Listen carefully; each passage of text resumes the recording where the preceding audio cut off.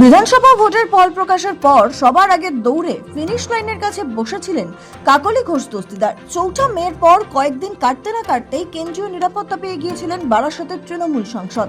দলের শীর্ষস্থানীয় নেতা নেত্রীদের মধ্যে তিনিই প্রথম বেসুরো হয়েছিলেন। বিদ্রোহ ঘোষণা করেছিলেন দলের বিরুদ্ধেই। তিনিই যে বাকি বিদ্রোহীদের সাহস জুগিয়েছিলেন তা হয়তো আর বলার অপেক্ষা রাখে না।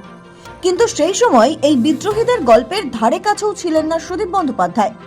অথচ সোমবার সমষ্টিগতভাবে স্পিকারের কাছে যাওয়ার আগে সেই সুদীপ বন্দ্যোপাধ্যায় ফ্রন্ট লাইনে চলে এলেন। তার সঙ্গে ছিলেন শতাব্দী রায়ও। একেই বোধহয় বলে ওস্তাদের মার শেষ রাতে। দিল্লিতে পা রেখে তৃণমূলের বিদ্রোহী সংসদীয় দলে সই করা মাত্রই শাহী সাক্ষাৎ করে ফেলেন বর্ষিয়ান তৃণমূল সাংসদ সুদীপ বন্দ্যোপাধ্যায়। শনিবার ভূপেন্দ্র যাদবের সঙ্গে বৈঠক সেরেই অমিত শাহের সঙ্গে দেখা করে প্রায় আধ ঘন্টা কথা বলেন সুদীপ। আর এতেই প্রায় স্পষ্ট হয়ে গিয়েছে বিদ্রোহী ব্লকের একমাত্র সাংসদকে এতটা গুরুত্ব দেওয়ার কারণ। ফলে দিল্লিতে বিজেপির শীর্ষ নেতৃত্বের সঙ্গে বরাবর সুসম্পর্ক বজায় রাখা তৃণমূলের 7 বারের সাংসদকেই যে লোকসভায় তৃণমূলের দলনেতা হিসেবে স্বাগত জানাতে প্রস্তুত কেন্দ্রের শাসক দল, সাম্প্রতিক রাজনীতি সম্পর্কে সামান্য খোঁজ খবর রাখা মানুষ মাত্রই তা বুঝতে পারবেন।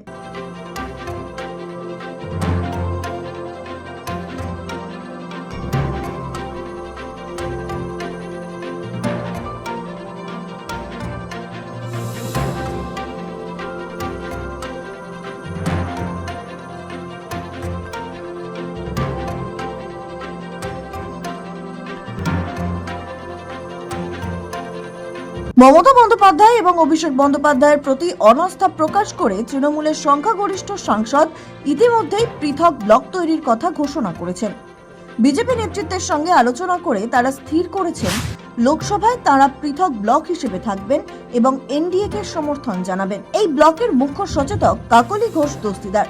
প্রকাশ্যে এসেছে সাংসদদের সই করা সেই চিঠিও। চিঠিতে সবার উপরেই নাম রয়েছে মমতা বন্দ্যোপাধ্যায়ের অত্যন্ত বিশ্বস্ত কাকলি ঘোষ দস্তিদারের। যদিও তিনি দীর্ঘদিন ধরেই বেসুরো। রয়েছেন ঘাটালের সাংসদ দেব ওরফে দীপক অধিকারীও, সায়নী ঘোষ, রচনা বন্দ্যোপাধ্যায়, জুন মালিয়া, শতাব্দী রায়, দীর্ঘদিনের রাজনীতিবিদ মালা রায়, আবু তাহের খান, খলিলুর রহমান, কালীপদ সোরেনও বিদ্রোহী শিবিরে।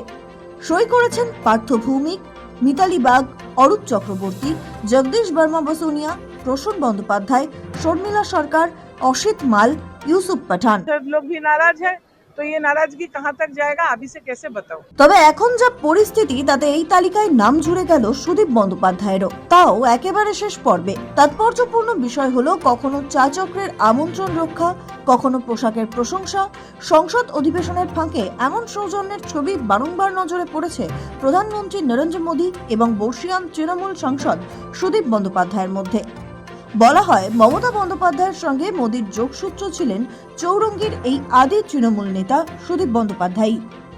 আর এই কারণেই সুদীপ বন্দ্যোপাধ্যায়কে সংসদে কক্ষ সমন্বয়ের মতো গুরু দায়িত্ব দিয়ে রেখেছিলেন তৃণমূল সুপ্রিমো। 2024-এ লোকসভা ভোটের পরও সুদীপ ছিলেন তৃণমূলের দলনেতা। পরে তিনি অসুস্থ হয়ে পড়ায় এই দায়িত্ব থেকে অব্যাহতি দিয়ে অভিষেক বন্দ্যোপাধ্যায়ের উপর এই দায়িত্ব বর্তায়। তবে 26-এর লোকসভায় ঘাসফুল শিবিরের রাজনৈতিক সমীকরণ ফের বদলাতে শুরু করেছে।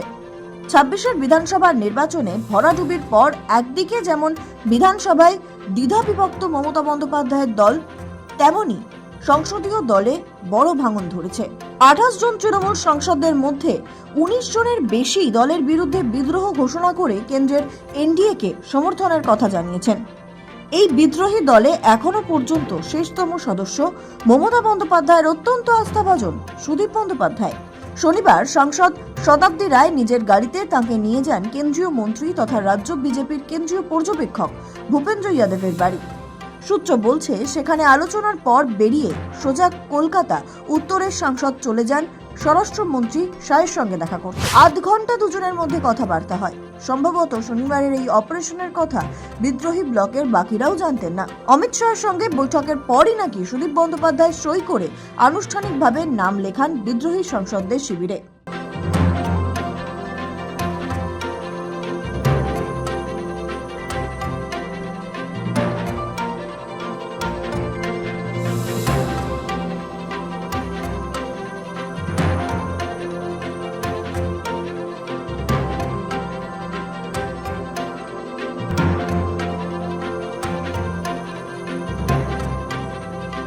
কি করব, সুদীপ বন্দ্যোপাধ্যায়ের সাথে আমার 3-4 দিন আগেই কথা হয়েছিল। উনি বললেন কোথাও যাচ্ছেন না, উনি বললেন কিছু করলে একসাথে করবো। আচ্ছা, তারপর উনি চলে গেলেন ভূপেন্দ্র যাদবের বাড়িতে। ভূপেন্দ্র যাদব হচ্ছে বেঙ্গলের হ্যাঁ। অপারেশন লোটাসের ইনচার্জ। দেখতে পারবো, এটা প্রত্যেকের বিবেকের ব্যাপার, মোরালিটির ব্যাপার। সুতরাং উনি ওর বিবেকে যা বল।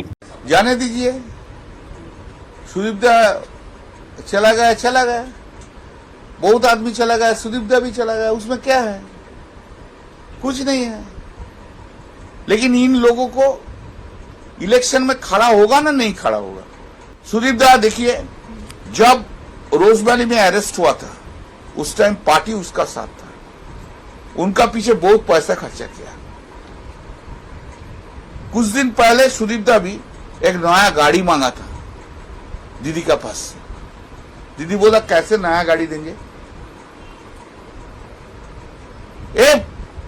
7-10 दिन पहले कैसे देंगे? आप पार्टी का पुराना गाड़ी है, लेना है तो ले लीजिए। तो जो आदमी के इतना लालच है, कोई कौन सोचते हैं कि पार्टी के पास से गाड़ी दो हमको, हम गाड़ी में घूमेंगे दिल्ली में। मेरा गाड़ी 17 वर्ष हो गया, एक्सपायर हो गया, लेकिन एक तो गाड़ी दो। कोई सोच नहीं सकता है। लालच बहुत ज्यादा है, बहुत फैसिलिटी एंजॉय किया है। एंड सुदीप दा के लिए 2019 में तापस राय कैंडिडेट होना चाहते थे, आप लोग जानते हैं, लेकिन तापस राय को कैंडिडेट नहीं किया। बहुत सा काउंसिलर उनको विरोध में है, तो भी सुदीप दा को डिस्ट्रिक्ट प्रेसिडेंट किया 7 दिन पहले के 8 दिन पहले। लेकिन उनको बहुत कुछ चाहिए, ভগবান উनको আচ্ছা রাখে। তাকে ঘিরে রেখেছে বলে বহু সত্যিকারের দক্ষ যোগ্য কর্মীরা স্পেস পাননি, তাদের চলে যেতে হয়েছে। তো এখন যেভাবে তিনি গেছেন এবং যে বার্তাটা যাচ্ছে সেটা খুবই খারাপ। মমতা বন্দ্যোপাধ্যায় বিশ্বাস করেছেন, আমাদের অনেকের আপত্তি না শুনেও তিনি যে আস্থা রেখেছেন, পদ দিয়েছেন, তো বিশ্বাস করেই দেয়। আবার সুদীপ বন্দ্যোপাধ্যায় যাওয়া মানে তো buy one get one free. BJP marketing এ তো বিরাট সাকসেস। মানে শুধু সুদীপ বন্দ্যোপাধ্যায় একটা পরচুলোওয়ালা একটা ওরকম একটা অদ্ভুত টাইপের লোক পাওয়া গেল তাই নয়, তার সঙ্গে একটা ভ্রাম্যমান বিউটি পার্লার পাওয়া যাবে। হ্যাঁ, ফলে buy one get one free. তো উত্তর কলকাতার যে মানুষ বিজেপির বিরুদ্ধে ভোট দিয়েছে, তৃণমূল প্রার্থী হিসেবে সুদীপ বন্দ্যোপাধ্যায়কে ভোট দিয়েছে, তাদের সঙ্গে এই বিশ্বাসঘাতকতা। উনি একাধিকবার দল পরিবর্তন করেছেন, কিন্তু বারবার এই বয়সে এসেও কিন্তু এটা মমতা বন্দ্যোপাধ্যায়ের প্রাপ্য পাওনা এই ধরনের জিনিসপত্রকে উনি মাথায় তুলে রেখেছিলেন। এবং এই যে তাপস রায়কে চলে যেতে হলো, কেন যেতে হয়েছে? তাপস রায়ের মতো একটা দক্ষ নেতা। এই সুদীপ বন্দ্যোপাধ্যায় হোয়াটসঅ্যাপ করে কেঁদে কেঁদে বলেছেন, মমতা আমাকে উত্তর কলকাতার সভাপতি আবার করে দাও। সজল ঘোষ, তার বাড়িতে পুলিশ দিয়ে দরজা ভাঙানো হয়েছে। একমাত্র কুণাল ঘোষ টুইট করে প্রকাশ্যে প্রতিবাদ করে আমি দলের লাথি ঝাঁটা খেয়েছি সেদিনকে। এগুলো কারা করেছে? এই ওখানকার যারা এইসব লোকজন। আর আজকে আমাকে সাসপেন্ড করা হয়েছিল কেন? আমি বলেছিলাম মানুষ হিসেবে তাপস রায় ভালো, আমাদের দলের প্রার্থী সুদীপ বন্দ্যোপাধ্যায়, তাহলে আর মানুষ হিসেবে তাপস রায় ভালো আমি বলেছিলাম, আমাকে সাসপেন্ড করে দেওয়া হয়েছিল। আজকে দেখুন কে ভালো কে খারাপ। আর ও তো 2 দিন আগে আমায় ফোন করেছিল, মমতার বাড়িতে সিআইডি গেছে, তুমি কোথায়? মমতা বন্দ্যোপাধ্যায়ের বাড়ির এখানে। বললো নয়না যাচ্ছে। তো নয়না দিয়ে আর এখানে এসে পৌঁছয়নি, সুদীপ দা ভূপেন্দ্র যাদবের বাড়ি পৌঁছে গেছে। এগুলো মমতা বন্দ্যোপাধ্যায়ের পাওনা, এইসব মানে প্রাপ্য ছিল। এই লোকগুলোকে উজাড় করে দিয়েছেন। তো সুখের সময় এরাই ক্ষমতা আঁকড়ে বসেছিল, এবং যখন দলের একটু কঠিন সময় হলো তখন কর্মীদের পাশে না থেকে আমি কিভাবে নিজেকে বাঁচাবো, নিজের বউয়ের ভবিষ্যৎ কি হবে, আমি বললাম না buy one get one free. জানা যাচ্ছে সোমবারই লোকসভার স্পিকারকে চিঠি দিয়ে আনুষ্ঠানিকভাবে নিজেদের আলাদা ব্লকে বসার দাবি জানাতে চলেছে তৃণমূলের এই বিদ্রোহী সাংসদরা। ফলে লোকসভায় এই নতুন তৃণমূলকে দেখা যাওয়া এখন সময়ের অপেক্ষা মাত্র। তবে এসবের মাঝেই হয়তো শেষ বেলায় এসে বাজিগর হতে চলেছেন সুদীপ বন্দ্যোপাধ্যায়। জানা গিয়েছে শেষ পর্যন্ত কৌশলের যদি কোনো বদল না হয় তাহলে লোকসভায় এই বিদ্রোহী ব্লকের নেতা হতে চলেছেন সুদীপ বন্দ্যোপাধ্যায়। কারণ সুদীপ 7 বারের সাংসদ, সেই সঙ্গে উপদলনেতা হতে পারেন শতাব্দী রায়।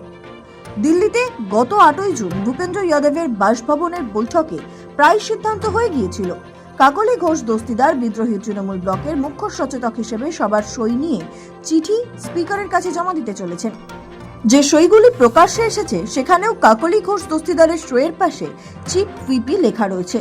সে পর্যন্ত বাকি সাংসদরা মানতে রাজি ছিলেন, কিন্তু তারপরেই কানাঘুষো শোনা যায় এই বিদ্রোহী ব্লকের বেশ কয়েকজন সাংসদ কাকলি ঘোষ দস্তিদারকে তাদের নেতা মানতে নারাজ।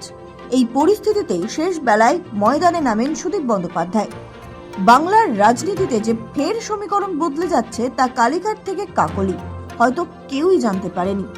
শনিবারই প্রায় তাতে শিলমোহর পড়ে গিয়েছে। ব্যুরো রিপোর্ট, সময় কলকাতা।